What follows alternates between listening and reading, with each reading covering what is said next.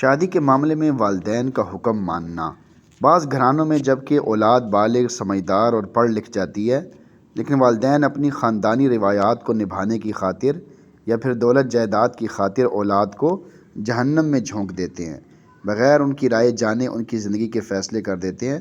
بے شک اولاد کا فرض ہے کہ ماں باپ کی فرمانبرداری اطاعت کرے، لیکن کیا خدا نے اولاد کو اس قدر بے بس بنایا ہے کہ وہ والدین کے غیر اسلامی فیصلے جو کہ ان کی زندگی کے متعلق کیے جاتے ہیں ان پر بھی خاموش تماشائی بن کر اپنی زندگی ان کے حوالے کر دیں؟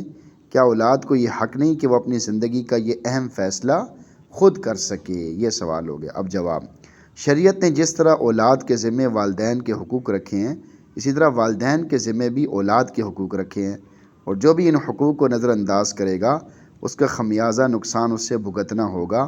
مثلاً شادی کے معاملے میں اولاد کی رضامندی لازم ہے۔ اگر والدین کسی غیر مناسب جگہ رشتہ تجویز کریں تو اولاد کو انکار کا حق ہے، اور اگر وہ اپنی ناگواری کے باوجود صرف والدین کی رضا جوئی اور ان کے احترام کی بنا پر اس کو ہنسی خوشی قبول کر لیں اور پھر نبھا کر دکھا دیں تو اللہ تعالیٰ کے نزدیک عظیم اجر کے مستحق ہیں۔